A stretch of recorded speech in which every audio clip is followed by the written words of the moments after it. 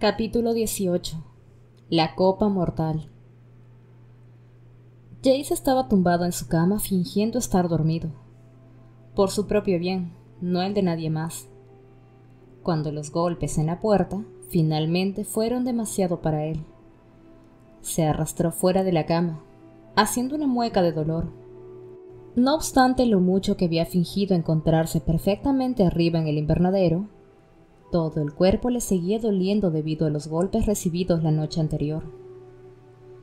Sabía quién iba a ser antes de abrir la puerta. A lo mejor Simon se las había apañado para que volvieran a convertirlo en rata. En esta ocasión, Simon podría seguir siendo una maldita rata para siempre, si ello dependía de lo que él, Jace Wayland, pensaba hacer al respecto.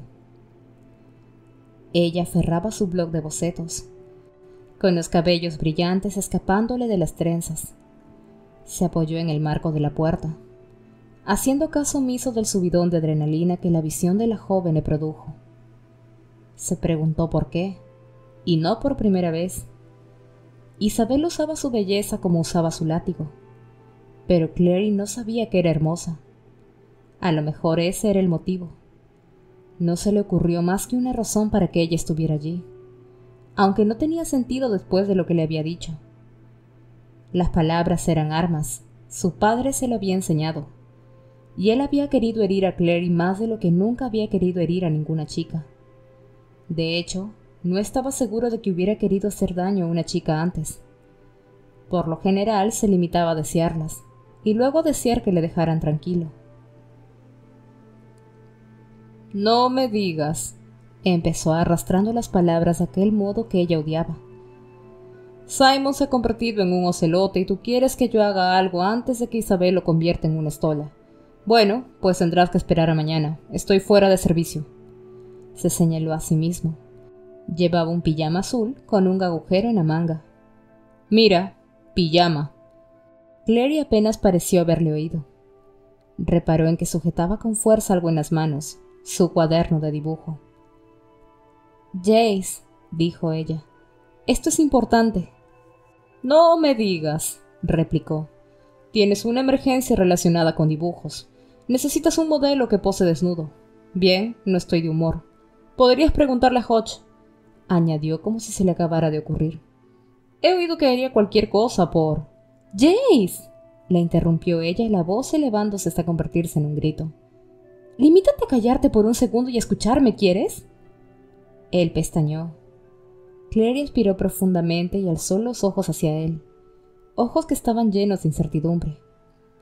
Un impulso desconocido se alzó dentro de él, el impulso de rodearla con los brazos y decirle que todo iba bien. No lo hizo. Por lo que él sabía, las cosas raras veces iban bien. «Jace», insistió ella, en voz tan queda que él tuvo que inclinarse para captar las palabras. «Creo que sé dónde escondió mi madre la copa mortal. Está dentro de un cuadro». «¿Qué?» Jay seguía mirándola atónito como si le hubiese dicho que había encontrado a uno de los hermanos silenciosos haciendo volantines desnudo en el pasillo. «¿Quieres decir que lo ocultó detrás de un recuadro? Todas las pinturas de tu apartamento las arrancaron de los marcos». «Lo sé». Clary echó una mirada más allá de él al interior del dormitorio. No parecía que hubiera nadie más allí dentro. Observó con gran alivio por su parte. «Oye, ¿puedo entrar? Quiero mostrarte algo». Él se despegó de la puerta.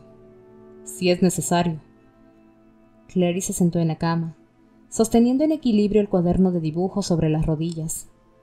La ropa que él había llevado antes estaba tirada sobre el cobertor, pero el resto de la habitación estaba ordenado y pulcro como la celda de un monje. No había cuadros en las paredes, ni pósters, ni fotos de amigos o familia. Las mantas eran blancas y colocadas muy tirantes y planas sobre la cama. No era exactamente el típico dormitorio de un adolescente. «Aquí», dijo, pasando las hojas hasta que encontró el dibujo de la taza de café. «Mira esto». Jay se sentó a su lado, arrojando la camiseta sucia fuera de la cama. «Es una taza de café». Clary notó la irritación de su propia voz. «Ya sé que es una taza de café». Me muero de ganas porque dibujes algo realmente complicado, como el puente de Brooklyn o una langosta. Probablemente me enviarás un telegrama cantado. Ella hizo como si no lo oyera. Mira, esto es lo que quería que vieras. Pasó la mano sobre el dibujo. Luego, con un rápido movimiento, lo introdujo dentro del papel. Cuando sacó la mano al cabo de un momento, allí estaba la taza de café, balanceándose en sus dedos. Había imaginado a Jay saltando de la cama asombrado y jadeando algo parecido a «¡Wow!», pero eso no sucedió. En buena parte, sospechó, porque Jace había visto cosas mucho más extrañas en su vida. Y también porque nadie usaba ya la palabra «wow». Con todo, los ojos del joven se abrieron de par en par. ¿Tú has hecho eso? Clary asintió. ¿Cuándo? Justo ahora, en mi dormitorio. Después de que Simon se marchara. La mirada de Jay se agudizó, pero no siguió con el tema. ¿Has usado runas? ¿Cuáles? Ella sacudió la cabeza negativamente, toqueteando la página ahora en blanco. No lo sé, me vinieron a la cabeza y las dibujé exactamente como las vi. ¿Unas que viste antes en el libro gris? No lo sé, seguía negando con la cabeza. No podría decirte. ¿Y nadie te enseñó nunca cómo hacer esto? ¿Tu madre, por ejemplo? No, ya te lo dije antes. Mi madre siempre me dijo que no existía algo como la magia. Apuesto a que sí te enseñó, interrumpió él. E hizo que lo olvidaras luego. Magnus sí dijo que tus recuerdos regresarían poco a poco. Tal vez. Por supuesto. Jay se puso en pie y empezó a pasear. Probablemente sea en contra de la ley usar runas así a menos que estés autorizado. Pero eso no importa ahora. ¿Piensas que tu madre colocó la copa en un cuadro? ¿Igual que tú has hecho con esta taza? Clary asintió. Pero no en uno de los cuadros del apartamento. ¿En qué otro lugar? ¿Una galería de arte? Podría estar en cualquier parte. No en un cuadro, insistió Clary. En un naipe. Jay se detuvo volviéndose hacia ella. ¿Un naipe? ¿Recuerdas aquella baraja del tarot en casa de Madame Dorotea? ¿La que mi madre pintó para ella? Él asintió. ¿Y recuerdas que yo saqué las de copas? Más tarde, cuando vi la estatua del ángel, la copa me resultó familiar. Fue porque la había visto antes, en el as. Mi madre pintó la copa mortal dentro de la baraja del tarot de Madame Dorotea. Jace iba un paso por detrás de ella. Porque sabía que estaría a salvo con un control, y era un modo de que pudiera dársela a Dorotea sin decirle en realidad lo que era o por qué tenía que mantenerlo oculta. O incluso que tenía que mantenerlo oculta. Dorotea jamás sale, ella jamás la regalaría. Y tu madre estaba en un lugar ideal para no perder de vista a ambas, a la copa y a ella.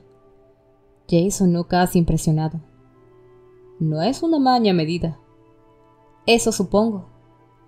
Clary luchó por controlar el temblor de su voz. Ojalá no hubiese sido tan buena escondiéndola. ¿Qué quieres decir? Quiero decir que si lo hubiesen encontrado, a lo mejor la habrían dejado tranquila. Si todo lo que querían era la copa, la habrían matado, Clary, dijo Jace, y ella supo que decía la verdad. Estos son los mismos hombres que mataron a mi padre. La única razón de que pueda seguir viva ahora es que no encuentran la copa. Alégrate de que lo ocultara también. Realmente no veo que tiene que ver nada de esto con nosotros, dijo Alec mirando adormilado por entre sus cabellos. Jace había despertado al resto de los residentes del instituto al despuntar el día y los había arrastrado a la biblioteca para, como dijo, planear estrategias de combate. Alec iba aún en pijama, Isabel con un salto de cama rosa, Hodge en su acostumbrado severo traje de tweed. Bebía café en una desportillada taza de cerámica azul. Únicamente Jace, con los ojos brillantes a pesar de los moretones, que empezaban a borrarse, parecía realmente despierto. Pensaba que la búsqueda de la copa estaba ahora en manos de la clave, siguió Alec. Simplemente es mejor si hacemos esto nosotros, repuso Jace en tono impaciente.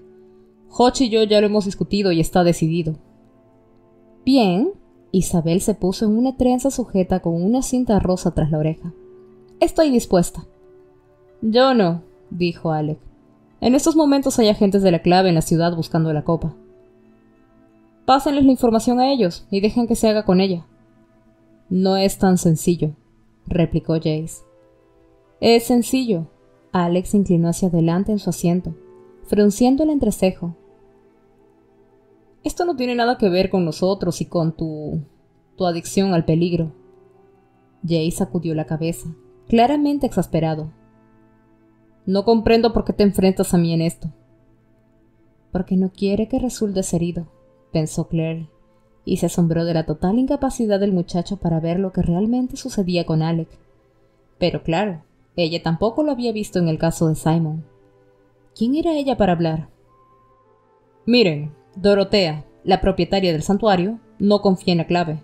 Los odia, de hecho, pero sí confía en nosotros. Confía en mí, puntualizó Clary. No sé lo referente a ti. No estoy segura de que le gustes nada. Jace no le hizo el menor caso.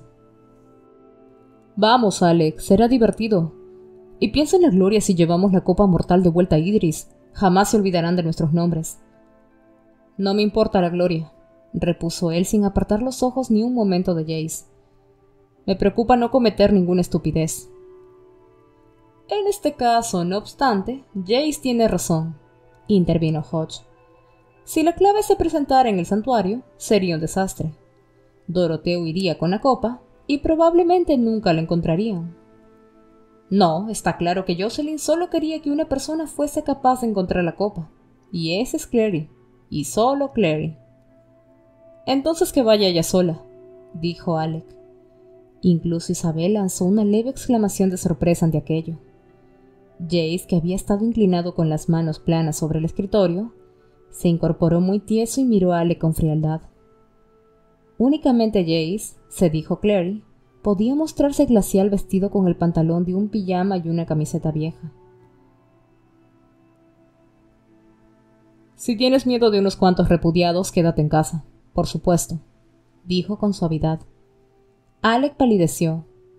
No tengo miedo, afirmó. Bien, repuso Jace. Entonces no hay problema, ¿verdad? Paseó la mirada por la habitación. ¿Estamos juntos todos en esto?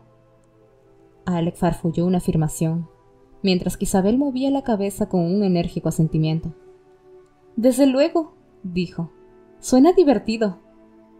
No sé si será divertido, dijo Clary, pero yo me apunto desde luego.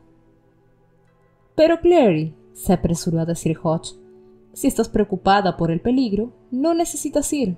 Podemos notificar a la clave. No, respondió ella, sorprendiéndose a sí misma. Mi madre quería que la encontrara. No Valentine, ni ellos tampoco. No era de los monstruos de quienes se escondía, había dicho Magnus. Si realmente se pasó toda la vida intentando mantener a Valentine lejos de la copa, esto es lo mínimo que puedo hacer.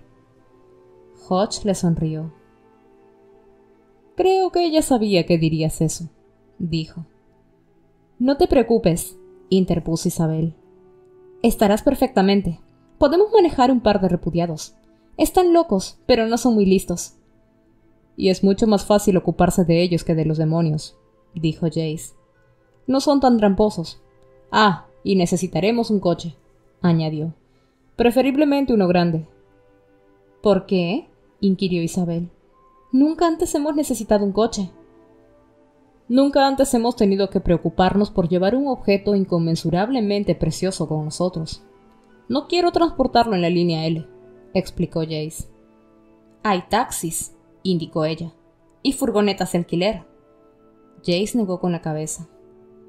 Quiero un entorno que controlemos. No quiero tener que tratar con taxistas o compañías mundanas de alquiler de vehículos cuando estamos haciendo algo tan importante. ¿No tienes permiso de conducir o un coche?, preguntó Alec a Clary, mirándola con velada aversión.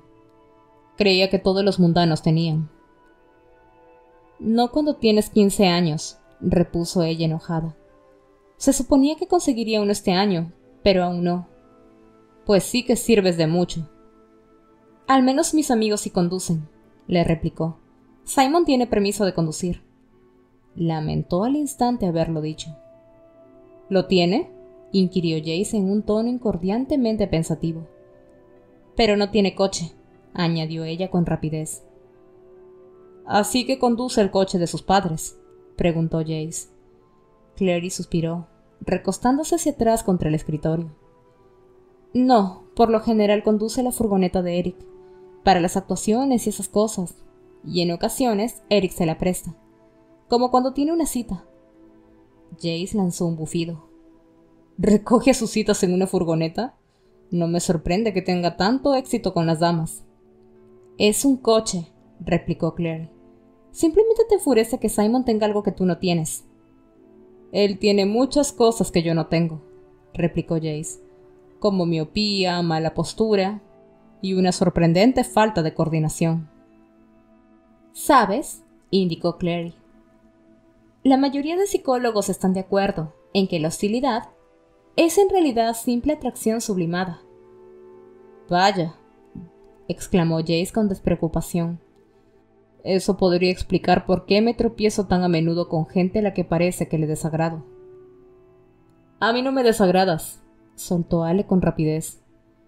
Eso se debe a que compartimos un afecto fraternal, indicó él acercándose de una zancada al escritorio.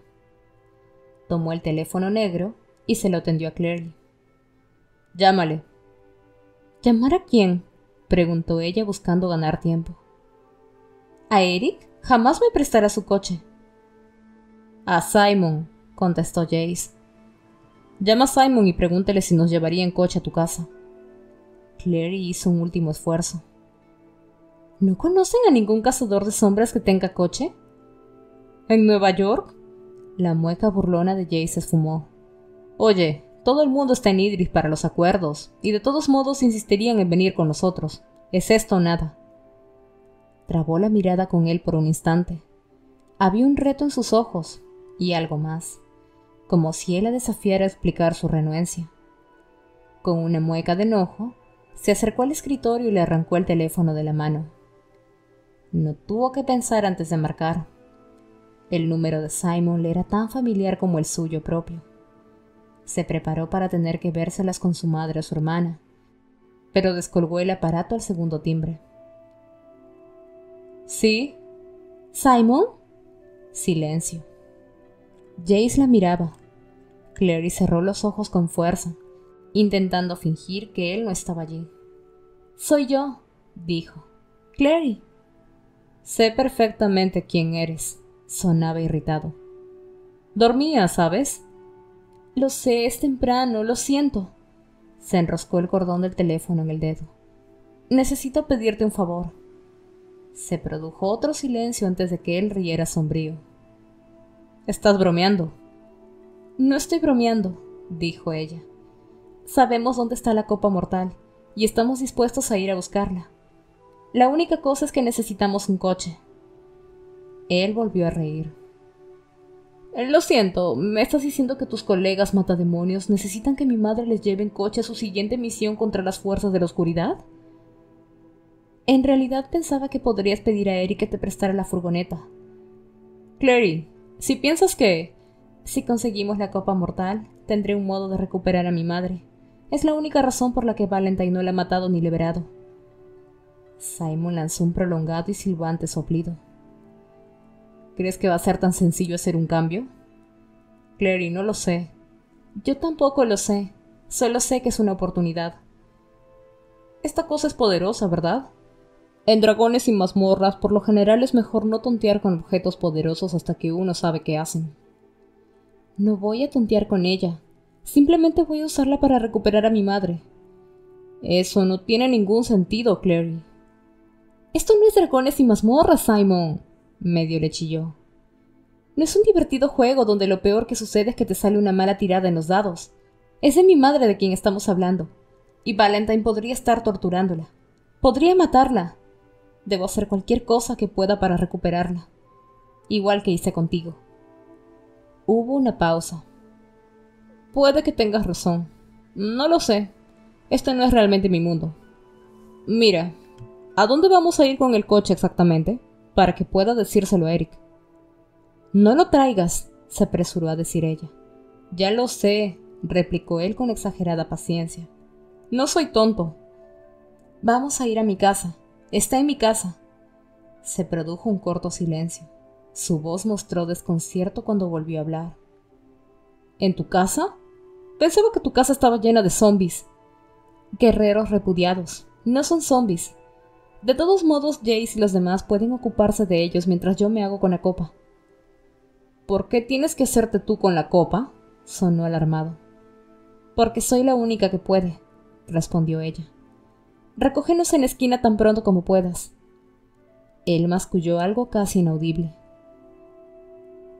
De acuerdo, dijo luego. Clary abrió los ojos. El mundo giró a su alrededor difuminado por las lágrimas. Gracias, Simon, eres un... Pero él había colgado. Se me ocurre, dijo Hodge, que los dilemas del poder son siempre los mismos. Clary le dirigió una mirada de soslayo. ¿A qué te refieres?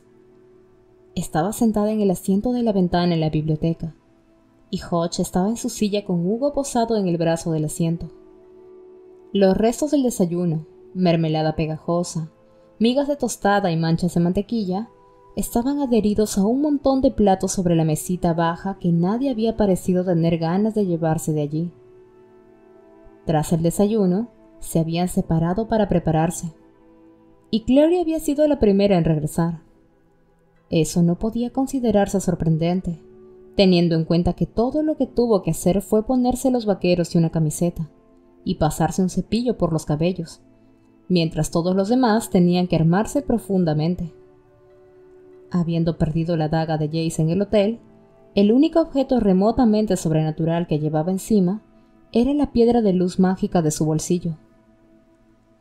Pensaba en tu Simon, explicó Hodge, y en Alec y Jace, entre otros.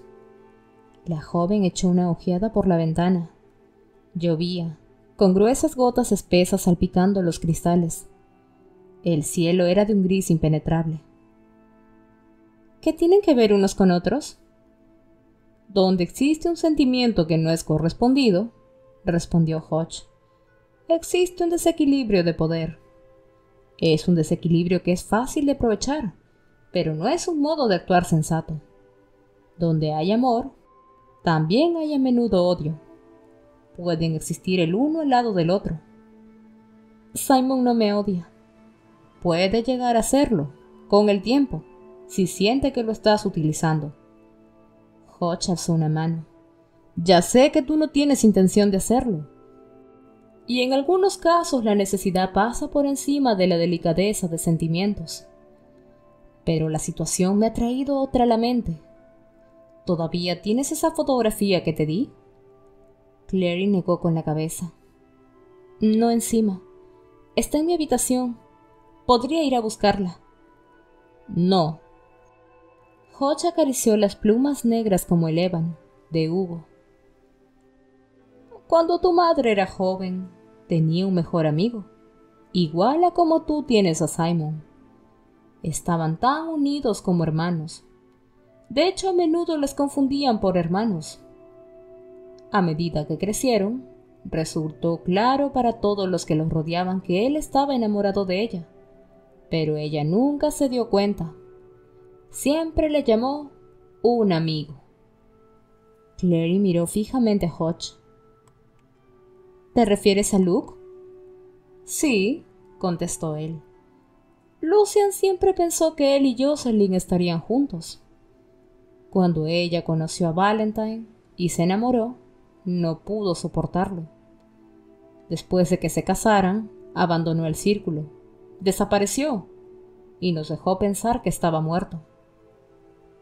Él nunca dijo, jamás insinuó siquiera nada parecido, repuso Clary. Todos estos años podría haberle pedido... Sabía cuál sería su respuesta, repuso Hodge mirando más allá de ella en dirección a la claraboya salpicada de lluvia. Lucian no fue la clase de hombre que se habría engañado a sí mismo. No, se contentó con estar cerca de ella, suponiendo, quizá, que con el tiempo sus sentimientos podrían cambiar. Pero si la amaba, ¿por qué dijo a aquellos hombres que no le importaba lo que le sucediera? ¿por qué se negó a permitirles que le dijeran dónde estaba? Como dije antes, donde hay amor, también hay odio, respondió Hodge. Ella le hirió terriblemente hace todos esos años. Le dio la espalda.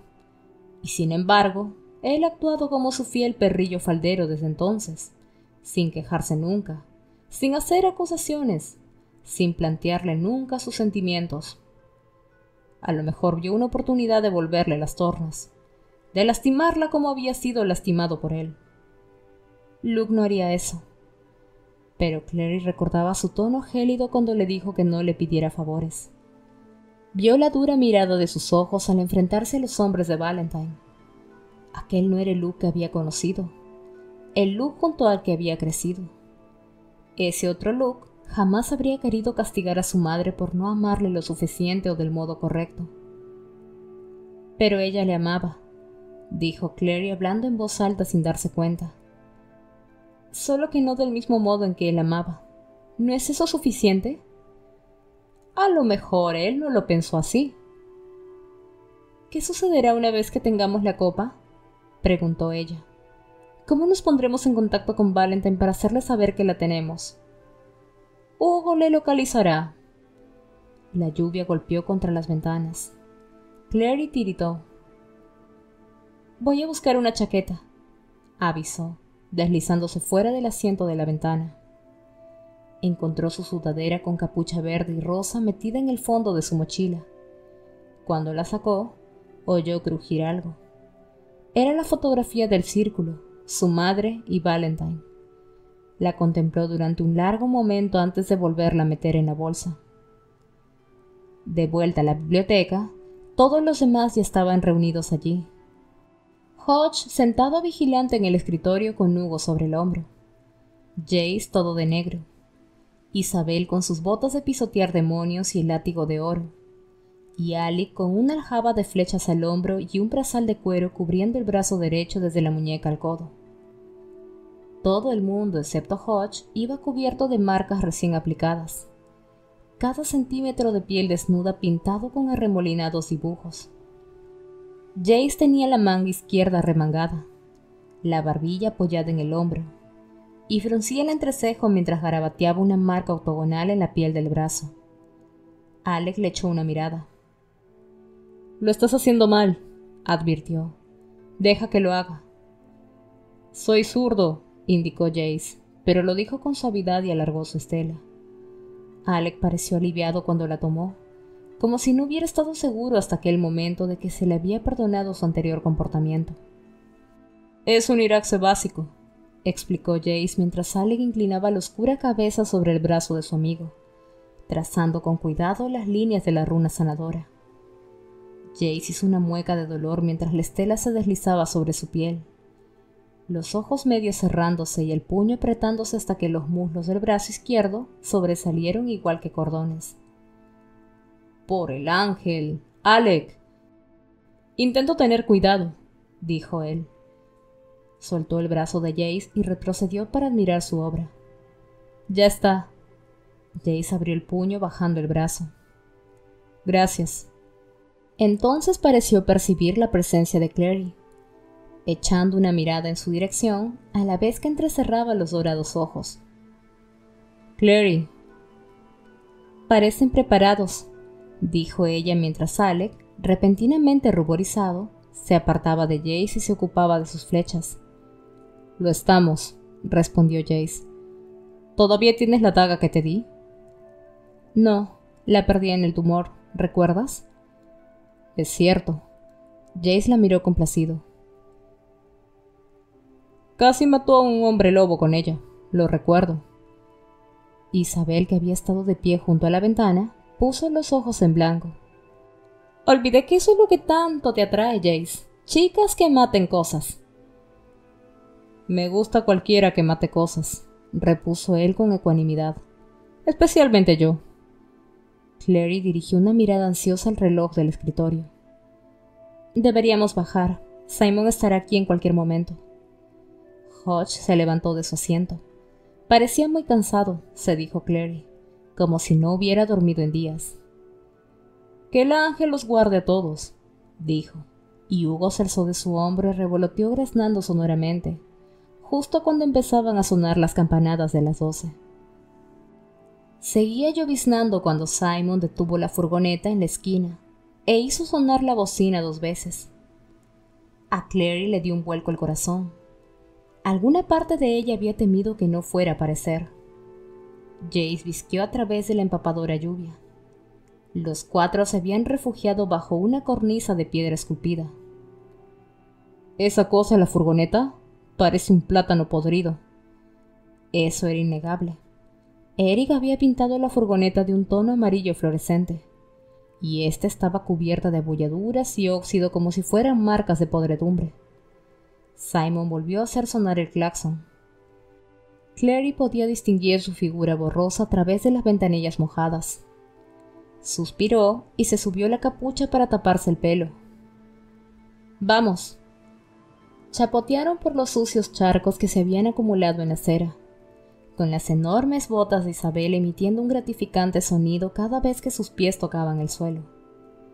Simon, dejando el motor al ralentí, fue al lateral para correr la puerta a un lado, mostrando asientos cuya tapicería estaba medio podrida. Muelles de aspecto peligroso asomaban por las aberturas. Isabel arrugó la nariz. «¿Es seguro sentarse?» «Más seguro que ir atado al techo», respondió Simon con afabilidad. «¿Qué es tu otra opción?» Saludó con un movimiento de cabeza a Jace y a Alec, e ignoró completamente a Clary. A ti», repuso Jace, y alzó la tintineante bolsa de lona que contenía sus armas. «¿Dónde puedo poner estas cosas?» Simon le indicó la parte trasera, donde los muchachos colocaban por lo general sus instrumentos, mientras Alec e Isabel trepaban al interior de la furgoneta y se instalaban en los asientos. «Copiloto», anunció Clary cuando Jace regresó detrás de la furgoneta. Alex, sobresaltado, hizo intención de coger su arco que llevaba sujeto a la espalda. «¿Qué sucede?» «Quiere decir que quiere el asiento delantero», explicó Jace apartándose el pelo mojado de los ojos. «Ese es un arco muy bonito», comentó Simon haciendo un gesto con la cabeza en dirección a Alec. Alec pestañeó, con gotas de lluvia cayendo de sus pestañas. «¿Sabes mucho sobre tiro con arco?», preguntó, en un tono que sugería que lo dudaba. «Practiqué el tiro con arco en el campamento», contestó Simon. 6 años seguidos». La respuesta a eso fueron 3 miradas inexpresivas y una sonrisa de apoyo por parte de Clary, que Simon hizo como si no viera. Echó una ojeada al cielo encapotado. «Deberíamos marcharnos antes de que empiece a diluviar otra vez». El asiento delantero del vehículo estaba cubierto de envoltorios de Doritos y migas de barritas de cereales. Clary retiró con la mano lo que pudo. Simon puso en marcha el coche antes de que hubiera terminado, arrojándola de espaldas contra el asiento. «¡Ay!», exclamó ella en tono recriminatorio. «Lo siento», ni la miró. Clary oyó cómo los demás hablaban en voz baja entre ellos en la parte de atrás, probablemente discutiendo estrategias de combate, y el mejor modo de decapitar un demonio sin que caiga y core en las botas nuevas de piel. Aunque no había nada que separar el asiento delantero del resto de la furgoneta, Clary percibió el incómodo silencio entre Simon y ella como si estuvieran solos.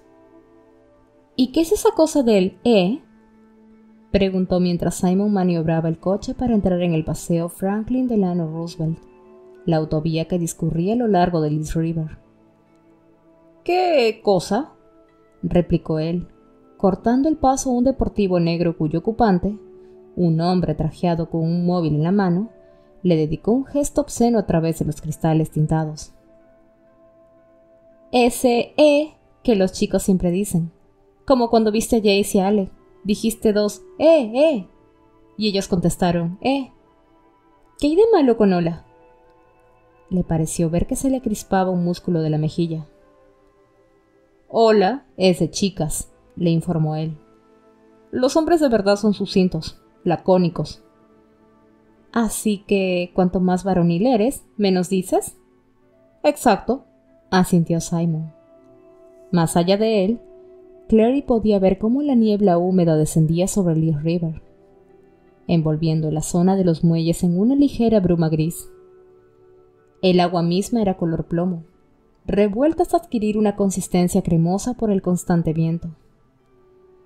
Es por eso que cuando los tipos con malas pulgas se saludan en las películas no dicen nada, se limitan a mover la cabeza.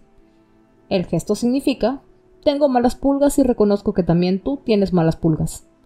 Pero no dicen nada porque son Lobezno y Magneto, y explicarlo echaría a perder sus vibraciones. No tengo ni idea de qué estás hablando, dijo Jay desde el asiento trasero.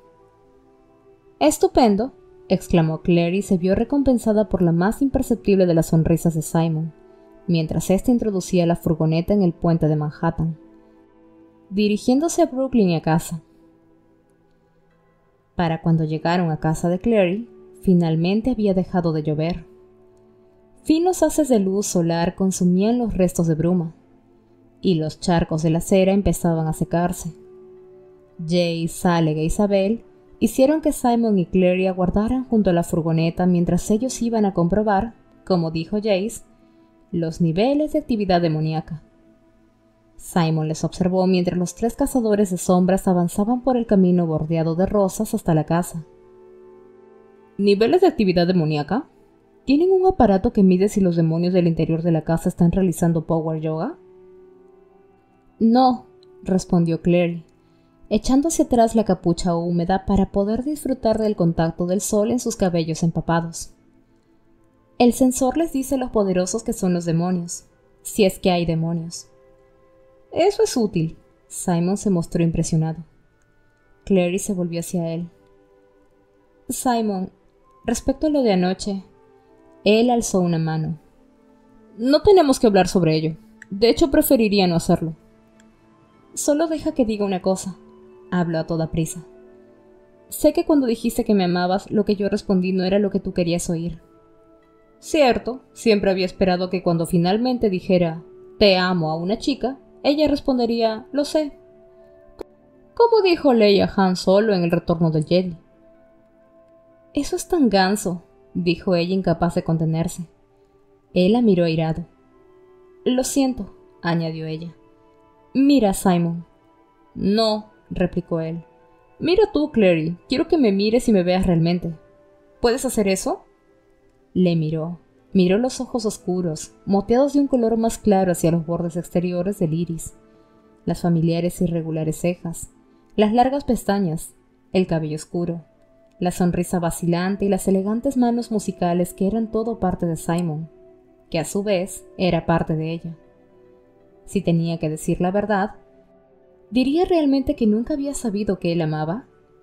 ¿O simplemente que nunca había sabido qué haría ella al respecto si él lo hacía? Suspiró. Ver a través de un glamour o encanto es fácil. Es la gente la que resulta difícil. Todos vemos lo que queremos ver, replicó él en voz baja. No, Jace, repuso ella incapaz de contenerse, pensando en aquellos ojos claros e impasibles. Él más que nadie. Clary frunció el entrecejo. ¿Qué quieres? Todo bien, les llegó la voz de Jace interrumpiéndoles. Clary se volvió precipitadamente. Hemos comprobado las 4 esquinas de la casa. Nada. Baja actividad. Probablemente solo los repudiados. Y podría ser que ellos ni siquiera nos molesten a menos que intentemos entrar en el apartamento del piso de arriba.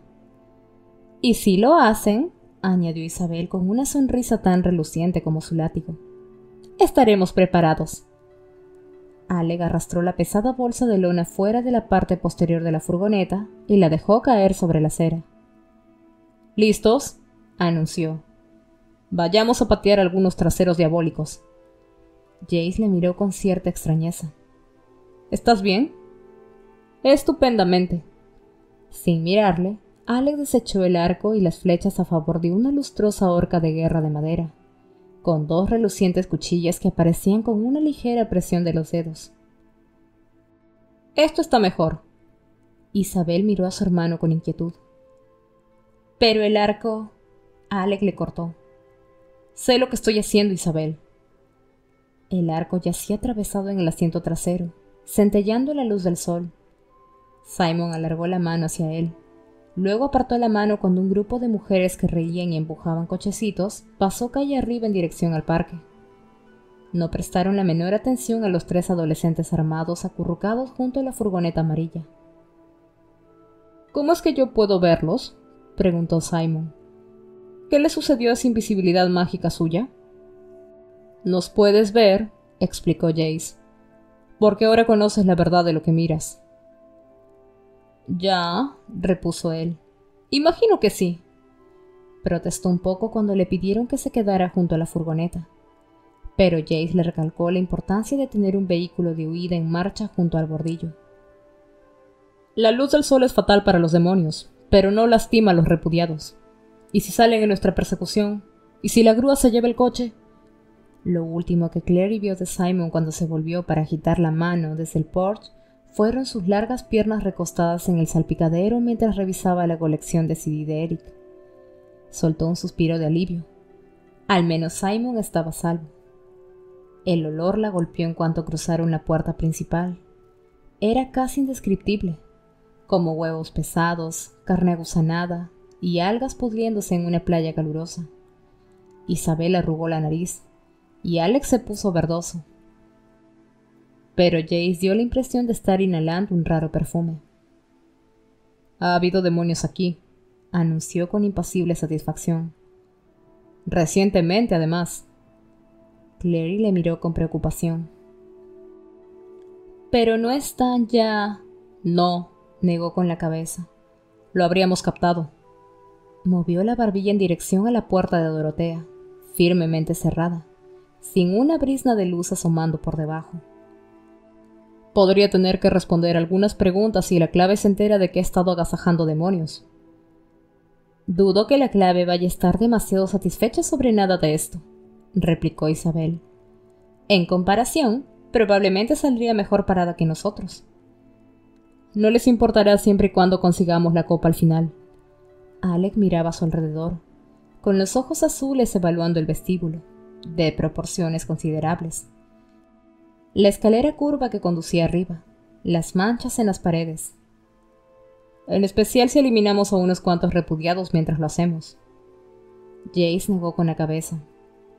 Están en el apartamento del piso de arriba. Mi opinión es que no nos molestarán a menos que intentemos entrar.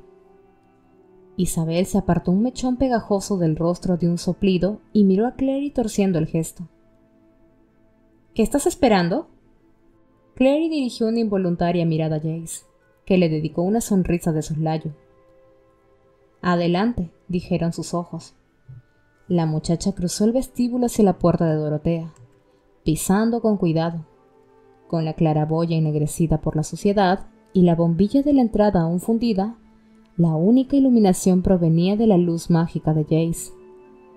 La atmósfera era calurosa y pesada, y las sombras parecían alzarse ante ella igual que plantas que crecieran mágicamente a toda velocidad en un bosque de pesadilla.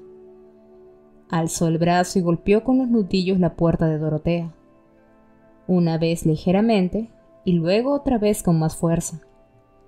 Se abrió de golpe, derramando un gran chorro de luz dorada sobre el vestíbulo. Dorotea estaba allí de pie, colosal e imponente, envuelta en bandas de tela verde y naranja.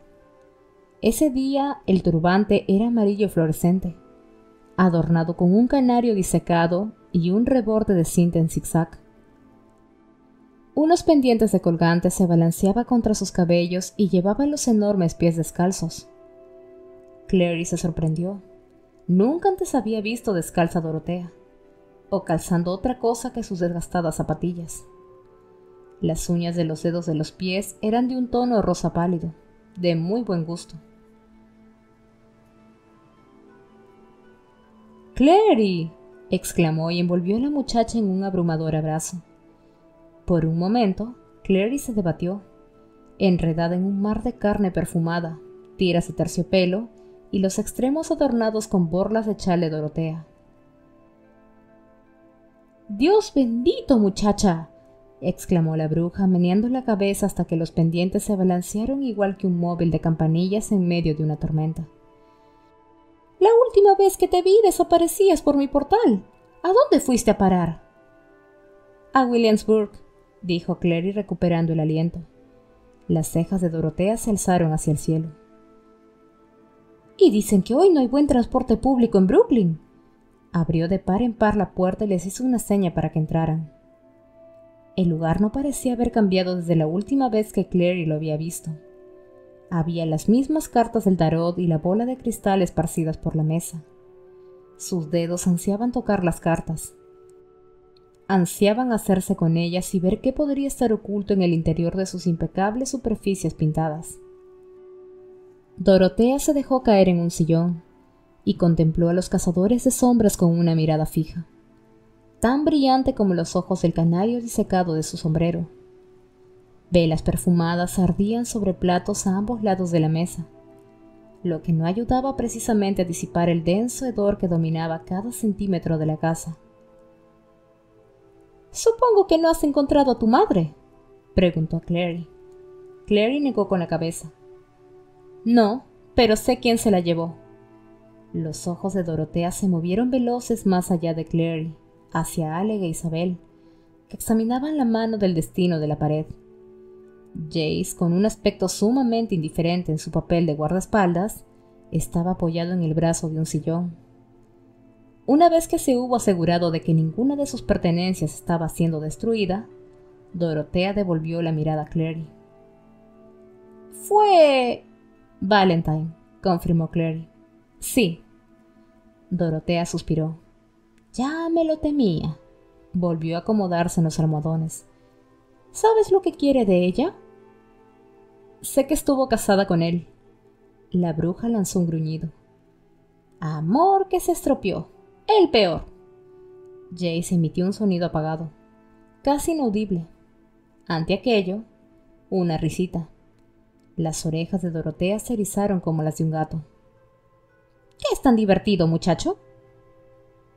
«¿Qué podría saber usted sobre ello?», preguntó. «El amor, quiero decir».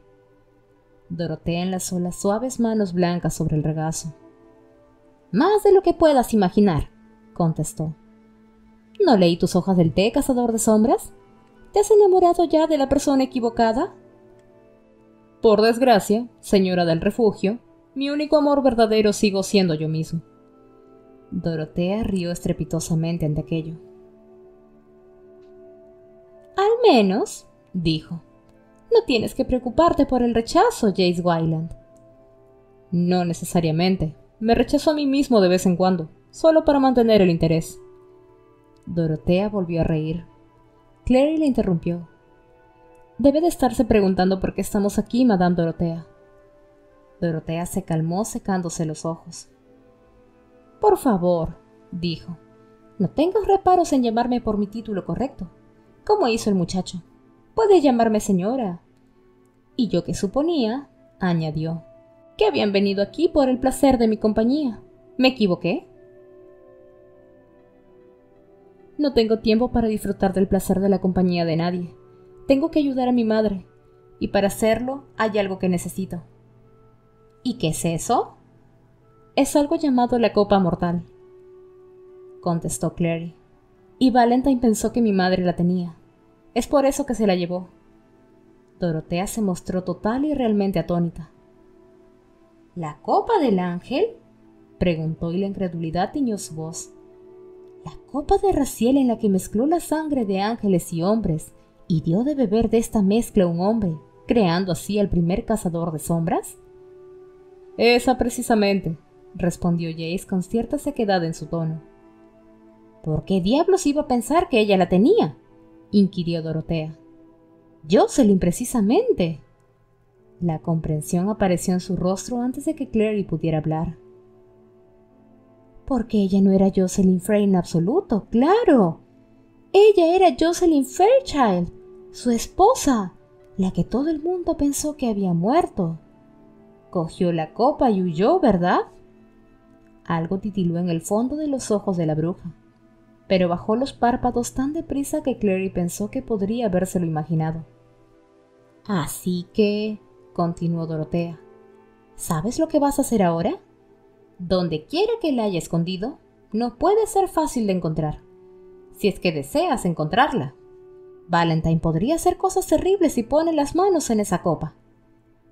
Quiero que sea encontrada, declaró Clary. Queremos que...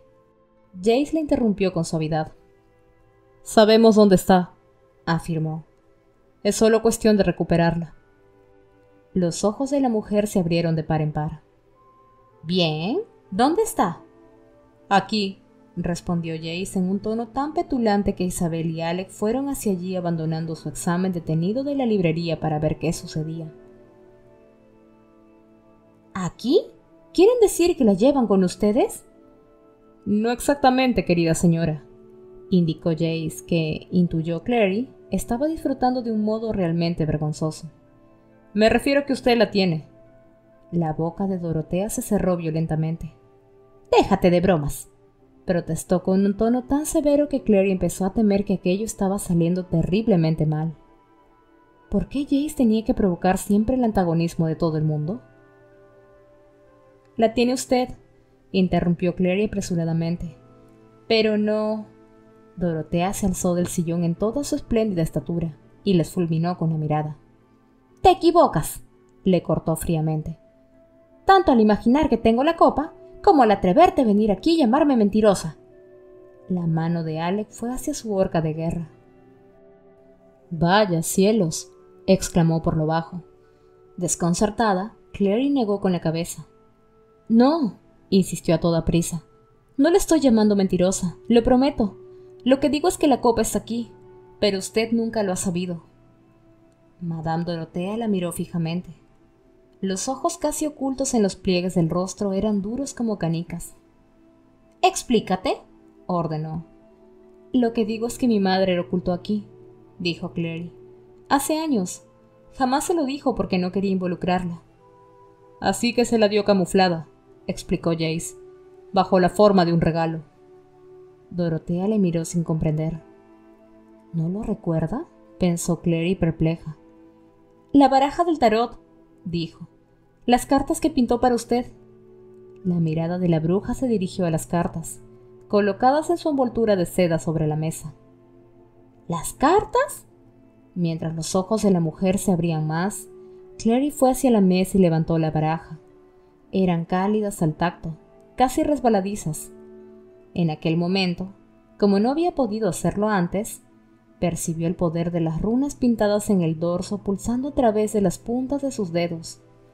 Localizó el haz de copas por el tacto y lo sacó, depositando el resto de las cartas de nuevo sobre la mesa. «Aquí está», afirmó. Todos la miraban, expectantes, totalmente inmóviles. Giró la carta lentamente y volvió a mirar la obra de su madre. La delgada mano pintada, los dedos rodeando el dorado pie de la copa mortal. «Jace», dijo, «dame tu estela». Él se la puso, cálida y dando la impresión de estar viva, en su palma. Clary dio la vuelta a la carta y repasó las runas dibujadas en el dorso. Un giro aquí y una línea allí, y significaban algo totalmente distinto. Cuando volvió a girar la carta, el dibujo había cambiado sutilmente. Los dedos habían dejado de sujetar el pie de la copa, y la mano parecía casi estarle ofreciendo la copa como diciendo: «Toma, cógela». Se metió la estela en el bolsillo. Luego, aunque el rectángulo pintado no era mayor que su mano, la metió en su interior como si la introdujera en una enorme abertura. Su mano rodeó la base de la copa y sus dedos se cerraron sobre ella.